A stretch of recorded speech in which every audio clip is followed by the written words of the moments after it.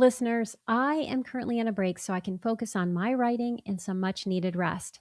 Until I return with new episodes on September 17th, I've curated a summer rewind series of fan favorites. If you're new to the show, this is a great way to get started. And if you've been here for a while, these episodes include gems you'll want to hear again. In the Summer Rewind episode, I revisit my conversation with Jessica Yen, an alumni of my camp structure program, about the challenges she faced while dealing with discouraging feedback from a literary agent. Her issue was common at the time the episode aired, and it's become even more important as the competition for space at traditional publishing houses shrinks. Join us as we explore how agents think, what the market may or may not be looking for, and how to regain your power when difficult feedback knocks you down. Since this episode aired, Jessica has become a coach in her own right. I couldn't be more proud of what she's accomplished, and I'm so happy for all of her clients because I know they are in good hands with Jessica. Be sure to check out her website, which you can find in the show notes after listening to this episode. But for now, let's get to my conversation with Jessica Yen. Welcome to Writing Resilience, the podcast for writers who want to write and live the story that sets them free.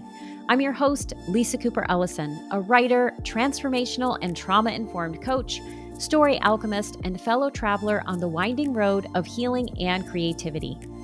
Each week, I'll share tools, practices, and conversations that will help you let go of what no longer serves you as you create stories that change lives, especially your own.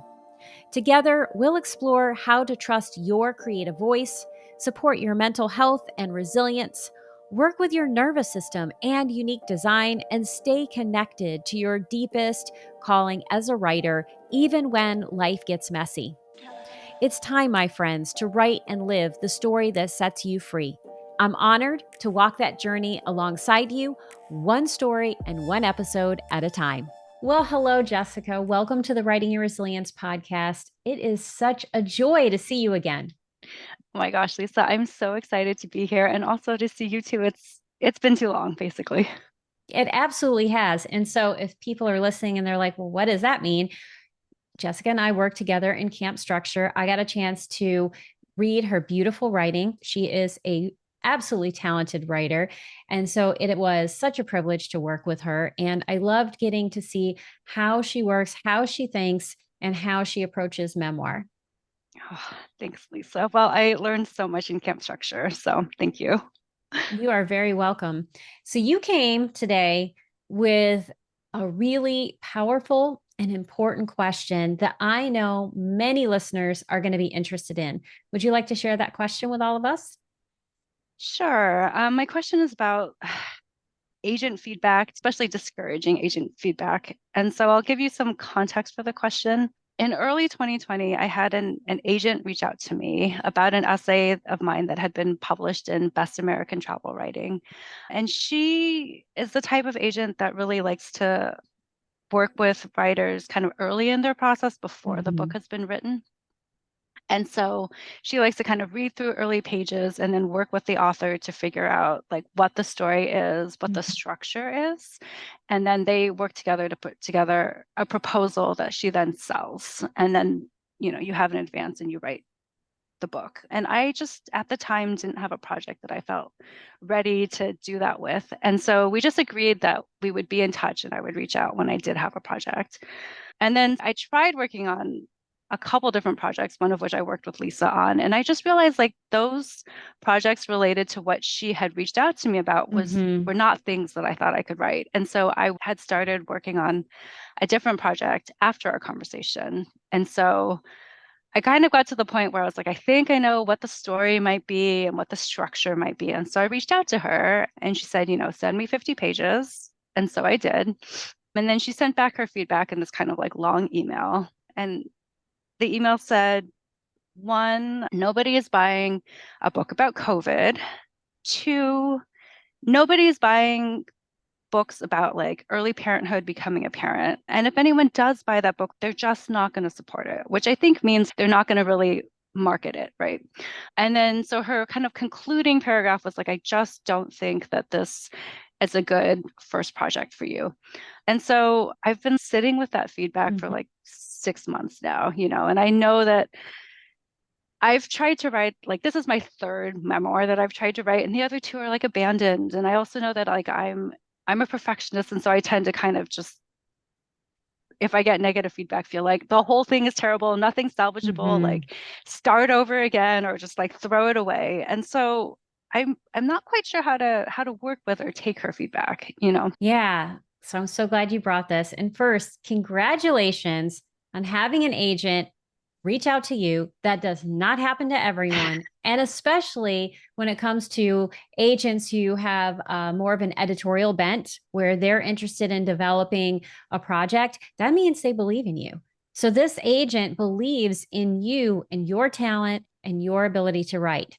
So I want you to hold on to that as the number one thing. And also, another thing that tells me this agent respects you and they believe in you is the fact that they requested pages, they read those pages, and then they took the time to give you a long email with this feedback. I know it's not the feedback that you wanted to hear, but you could have gotten someone that wrote 2 sentences. Mm. Sorry, it's not for me. I mean, there's a lot of other ways this could have gone. So even though it wasn't the feedback that you wanted, I want you to hear that these are all really good things. And it speaks to your talent and to the strength of these pages, even if it's not the project for that person. Thank you, Lisa. I feel like I've been kind of so focused on, like what she said, that all of that got lost in the shuffle. So thank you for drawing that out.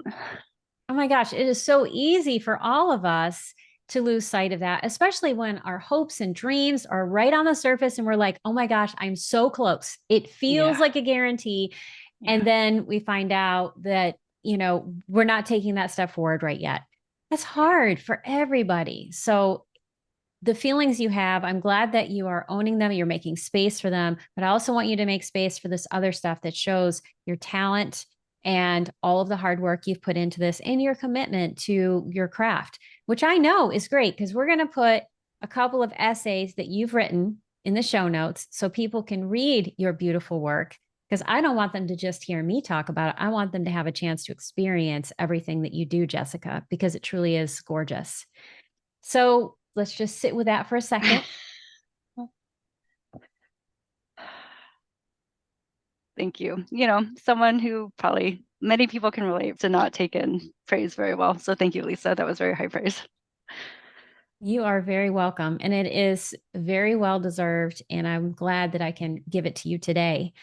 So I want to unpack the feedback that you received. Hmm. And first, for anyone who's listening and thinking, oh my gosh, you have to have an agent in order to publish, that's not true.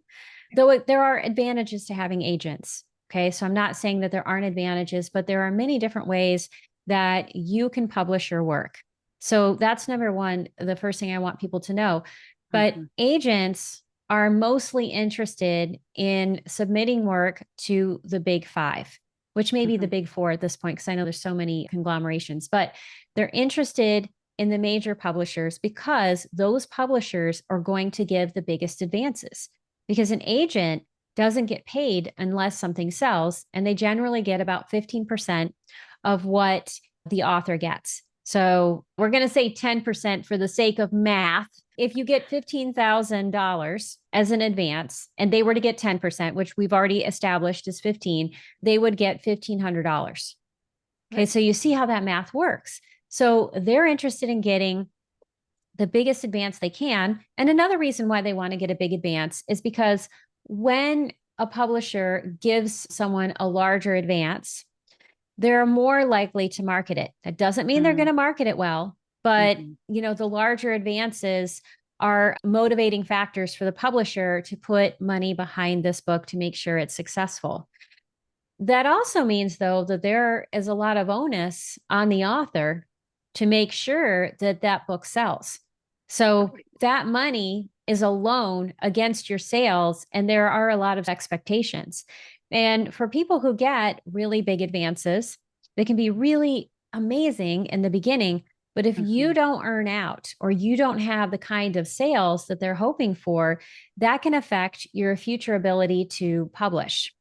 Mhm. So, as the author, thinking about a career as a writer, having a big advance out of the gate is not necessarily in your best interest in Mm. terms of the longevity of your career. Because there are plenty of people who got the big advance, wrote the book had mediocre sales, they never publish anything again. Right. So I'm just trying to give you a little bit of a context of what agents are thinking about. They're looking at the marketability, who they know, right? Mm. So one thing that can happen in terms of rejections is that you come with a beautiful project and either they don't see your author platform or the demand being high enough to sell enough books to be able to earn out on an advance or earn out enough on an advance to have more longevity in your career. Or maybe it's not in their area of interest. Like maybe they hate kids. Right. I mean, seriously, Yeah. someone might hate kids, hate parenting, or maybe they've had an issue with infertility. I mean, there can be all kinds of stories that can be going on as to why they would not want to work on a specific topic, Mm. or the relationships they have with the editors at the different publishing houses. They don't have the kind of relationship with a person who's looking for that kind of book, Mm. because agents are usually talking to the publishers and ask them, what are you looking for? What are you interested in? And so they have a sense of what that is. Mhm. So a no might not have anything to do with your project or what you are working on. It may have to do with all of these business factors, which Mm. are outside of the realm of the art.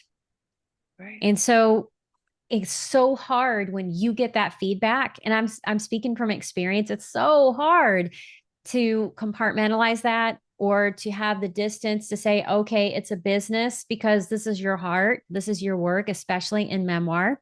Yeah. But these are the things that you want to think about big picture in terms of why someone might say no, or they might say no to a specific book.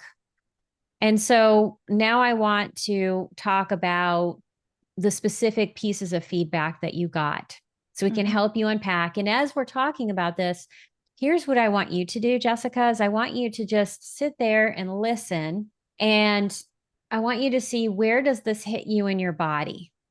Because my goal is for you to have some information that helps you digest this feedback and then helps you get back on your feet in terms of figuring out what you want to do with this project, which I'm going to say, do not scrap it.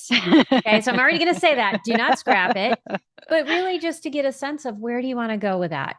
So, number one, are we ready for COVID stories? I don't know the answer to that question.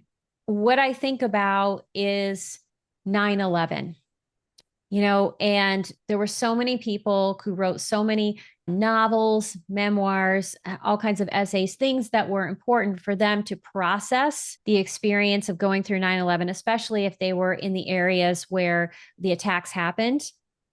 But it took a really long time for everybody else to be able to consume that. And a personal example that I can say is really difficult for me is that I live in Charlottesville, Virginia. The Mhm. Unite the Right rally was here. Mm. And all of that happened less than a mile from my home. Mm. And I happened to be at a meditation for peace at the time when this was happening, and then ended up on the downtown mall soon after Heather Heyer was killed. And so I was in the middle of all that, and it felt like a war zone. And it was traumatizing. I mean, anytime I hear helicopters, they can take me back to that place. Yeah. And so there have been a number of different documentaries that have been produced about that. And I think there was something that came out, gosh, maybe 6 months ago. Someone that I know in upstate New York, where I'm from, contacted me and said, hey, there's a show about Charlottesville on. You need to watch it. And back, I think a year after all of this happened, there was this big documentary, and we have a big film festival, Mm. and many of us went to this documentary, people that were just trying to understand and see what happened. And we all had this collective freezing and gasp. Like you could feel it in the room, how Mm, hard it was for everyone to be there because mm, this was a lived experience. right, And so when this friend of mine from upstate New York told me that this thing was on, I think I watched about 2 minutes and then I was like, yeah, no. right. So I don't know the answer in terms of the COVID piece, but I think that's something to pay attention to and Hmm. really look at our books and essays about COVID coming out that are directly talking about the experience of COVID, or is COVID in the background? Like what's going on there? Just be curious about that and see what other feedback you get. The other thing is, no one wants a book about early parenthood. And even if they do, they're not going to support it. I don't think that's true. And this is the reason why. Stephanie Fu, I don't know if you're familiar with her work or not. She wrote What My Bones Know, which is a Mm-hmm. book about living with complex PTSD. Hmm. She's in the process of writing about new parenthood. So she's someone you may want to follow just to see Mm, how she's framing it. And she's framing it as, how do you become a parent when you have complex PTSD and you were not parented? Right. mm, So she has this really powerful, essential question that has yet to be answered. So when it comes to a space that is what I'm going to call a common space, mm, COVID is a common experience we all had. Obviously, our experiences in COVID were different, but we all were there. And many people are parents. So it's a common experience. mhm, You want to look at what has already been written and what can you say in your book that's different. A book that I think of is Ta-Nehisi Coates' book, Between the World and Me. mm, That was about parenting. And that was really about the talk that Black parents have to have with their children in order to keep them safe. yeah. And it was really an examination of how are Black bodies seen in the United States and what is that like for me as a Black man and what I say to my Black son. That was a very specific question within the realm of parenthood. Hmm. And how many pages have you written thus far? I guess if you include all the things that are kind of drafty, it is about 55,000 words. Okay. I'm not committed to keeping all of them. But you've got a good amount, and that's almost a book. And here's what I would say is the first few drafts of all memoirs are about what happened to me. That's the essential question your book is asking and answering. What happened to me? Right. What was this like for me? And that is an important part of the process. And so I want you to continue to do that work because it's going to heal you. Hmm. And even if this book is never published, it's going to do important work inside you. And especially finishing the draft, getting Right. past this one part is going to prepare you for whatever is supposed to be published, whether it is this book or something else. Because what you want to do is really get clear about what happened to you. That's the first level of book. And then Hmm. once that's really clear and grounded, then you begin to look at, okay, what else is in this space? Is this a parenthood space? Is this an illness space? Is it something else? And you look at all the questions people have asked through their Hmm. books, and then you say, what can I ask? And the very best way to do that is to engage with an audience so Mm, that you have a clear sense of what their questions are. Because what mm, happened to me is your question. It's your question for you. But the question you're eventually going to have is for someone else. mhm. And I think Stephanie Fu is a pretty savvy writer. I mean, she's worked on This American Life and Snap Judgment, and she has produced stories for a really long time. So I Right. think the concept of thinking about what's the question that everyone needs to have answered Hmm. is pretty rote for her. Hmm. So I think she was able to come up with it clearer and easier than someone that's a debut. Right. The rest of us have to wrestle. Right. Yeah. Yeah. All helpful. A lot to sit with for sure. I do like what you said though about kind of the necessity of working through the draft, if just for myself, right? To, our resilience as writers, and also the reminder that any work that you do in this book, even if the book is never published, it's still really important work to do. And of course, also kind of the broader question as well of, what is the broader question kind of running through this, which for sure, I think I have thoughts on that, but may still be too close to the material to really have a sense of what it is. So that is also helpful.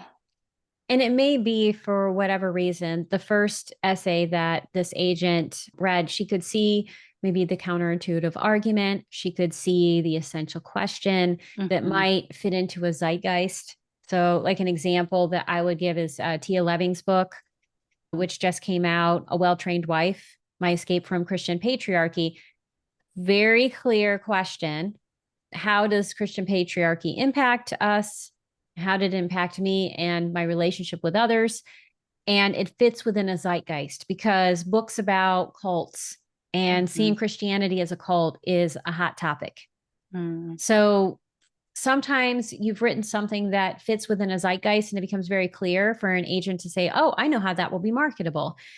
Other times it's not as easy, but that doesn't mean that a project doesn't have merit. Right. So I would say continue to believe in this, knowing that you are learning the skills. It's going to take you where you want to go. And there are many paths to publication.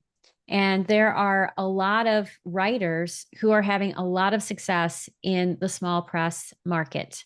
Mm. I know a number of writers and my clients who are getting their books published in the small press market. And, when you think about what is a good first project for someone, okay. And I think that this agent might actually have your best interest at heart in saying that, even though it wasn't what you wanted to hear, in the sense that sometimes, from a marketability standpoint, from Mm-hmm. I can sell this to the big five, Mm-hmm. having other books out might create some traction and interest in you as an author that might make your memoir more marketable. So having narrative nonfiction books, research books, depends on what your interest is. For some people, that is the way in. Courtney Mom, who is someone that I just interviewed, who's going to be at the beginning of the season. So her episode will have aired in September.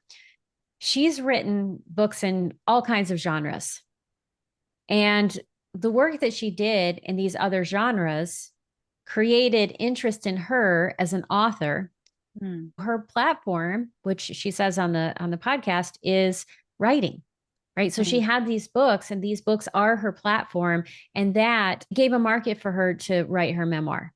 Mm. So sometimes an agent might be thinking in that way, like Right. get some other writing together, get some other books under your belt to create that interest.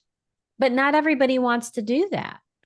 Yeah, I mean, I think I could see where she was going with that. And when I look at other people who have published memoirs about early parenthood, oftentimes it is not their first book that comes out. Mm-hmm.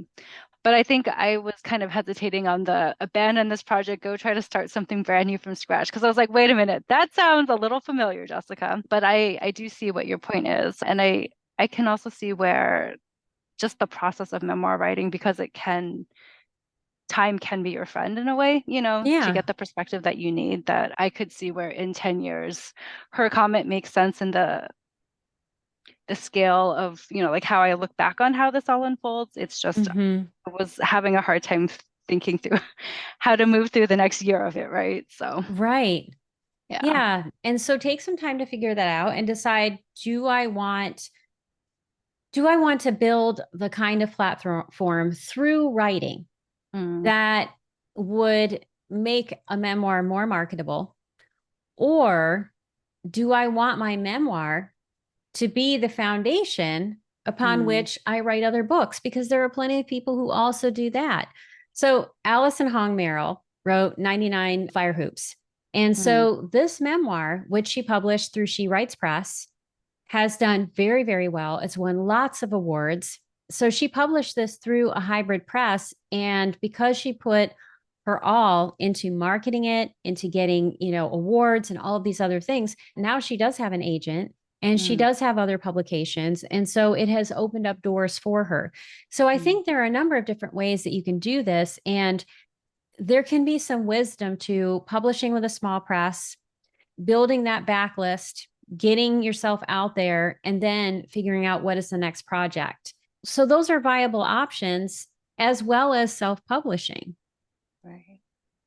That's, I think, been a dirty word for a long time, Yeah. but it's changing. I mean, do you have some hills to climb if you're going to self-publish? Yes. However, you can also get all the rewards if you're willing to do the work. And Denise Massar, she just wrote a book about adoption, and she was trying forever to get her book published. And, she had an agent, they shopped it, had the heartbreaking experience of everyone saying no. Mm. And then she was wondering, do I want to scrap this? And then she had a health issue in the middle. And I'm telling everybody this. This is not a secret. I will actually put the Jane Friedman blog post that she wrote Mhm. specifically about this. So I'm not speaking out of turn.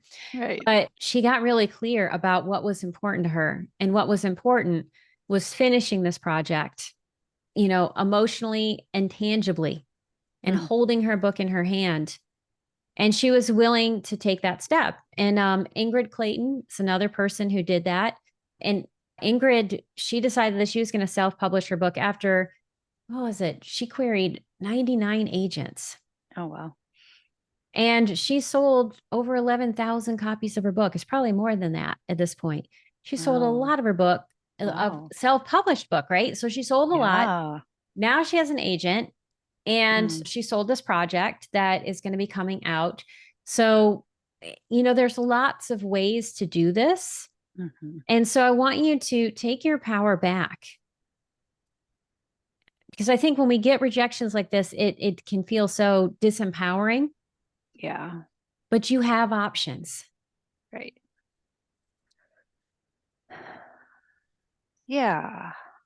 Thank you, Lisa. I mean, I think I'm used to kind of the feedback from other writers where you can kind of gauge it. But when it's an agent who's like experienced and, like talking about the industry that makes you feel like it's like a capital I industry and there's all these secrets and you know nothing about it, it can feel like it carries different weight, which I mean, I'm sure it carries a different kind of weight, but it doesn't mean, like you said, that there aren't many paths or also that there's not many ways to go forward from it. So, Absolutely. And the reality is, one person said this to you, right.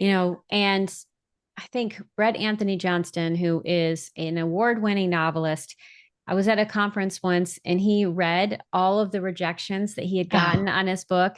And one was like, it reveals too much. And the next one was, it reveals not enough. So, I mean, what you want to pay attention to when you're querying anyone Mm-hmm. is look more at the trend Mm-hmm. versus in individual responses, because the trend will tell you if there truly is an issue. If 10 people or 20 people say, yeah, parenting is not a good fit right now, nobody's taking COVID, then you have to say, okay, maybe it's not the time, or Right. maybe I don't have the question. Right. But if you just have one bit of information, that could very well be just that person's opinion. So what do you want to take away from this conversation? What do I want to take away from this conversation? I think I was helpful to think about the layers to finding an essential question. And that I think hearing the many examples of the different types of essential questions that you have seen out there for this particular topic is one that I will kind of sit with as I continue working on it. So, I mean, I guess one of the things I'm taking away is that I will continue working on it. Yes. Thank you, Lisa, for the Yay! cheerleading. Yeah. The thought of one opinion for sure is a helpful one. And I think the reminder that, oftentimes like I can get really tunnel visioned into like either the negative part of the feedback or the kind of single path that seems to Mm-hmm. be apparent, and so really remembering that it's a wide number of paths that are available. Yes. And those paths are still unwritten. Mixing metaphors, but that part of it is not yet defined. So there's still plenty of ways to go forward with this. Absolutely. And so I always like to end with 3 lightning round questions. What is the best piece of writing advice you've received?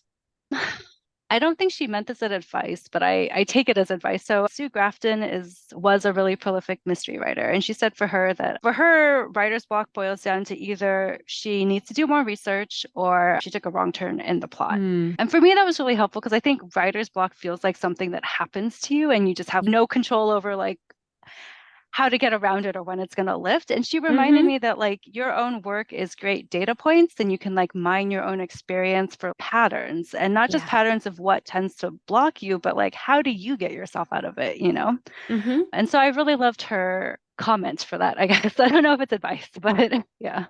I love that. So that is some great advice on writer's block.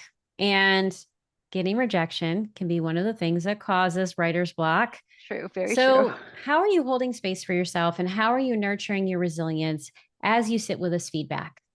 I think kind of in line with being too tunnel visioned on, certain kinds of negative feedback, I often tend to forget about my own accomplishments or, times when I have been Mm. picked myself up from difficult times in the past. And so my husband is actually a really great reminder. He'll be like, well, I don't think you're a terrible writer because Best American Travel Writing didn't think that of you, right? But also for me, kind of intentionally going back through what I have done before. I have a file that I've kept of every nice thing any person has ever said about this project. And so it's helpful to read that sometimes. So those are some of the things I am doing. Well, I'd like you to go and read those things. And then I want you to handwrite the top 5 or 10 things that people have said. And I want you to have them in your writing space. And I want you to read them every day. Oh my goodness. That really hit there. So yes, homework. Absolutely. Yes, homework is great and I have that file too. And there are times when I have to open it up. You have to Yeah. really fill your cup because Yeah. this is an industry that can drain it out very quickly. Yeah. So fill your cup. That's the one most important things you can do. And if people want to connect with you, want to learn more about your writing, or just say hi, what are the best ways for people to connect with you? I have a website, jessicayen.com. That's a good way to find me right now. Wonderful. Well, that will be in the show notes. And I am going to be emailing you to get a couple of your essays so that we can also put them in there. Because again, you are a gorgeous writer. I have enjoyed every piece of writing that you have ever shared with me. And I know that your success is on the way. It's a matter of time and just continuing to do the work. Thank you for those kind words, Lisa. And thank you really for everything that you are doing for all of us out here, memoirists trying to find our way through our pages. So thank you. You are very welcome. And thank you for being on the podcast today. Thanks for having me. That's it for today's episode. Thank you so much for listening. I couldn't do this podcast without your support. If you love this episode, here are 3 simple ways that you can keep this show thriving. 1, subscribe to the show on Apple Podcasts, Spotify, YouTube, or your favorite podcast platform so you never miss an episode. 2, leave a 5-star review so others can find the show. 3, join my engaged dynamic community by signing up for the Writing Your Resilience newsletter. As a thank you, you'll receive a free copy of Ditch Your Inner Critic, 5 tools to transform self-doubt into self-support. Until next time, remember that your story matters. As you write and connect with the truest, most authentic version, you become not just the writer, but the person you're meant to be. And that, my friends, is the real freedom writing can offer.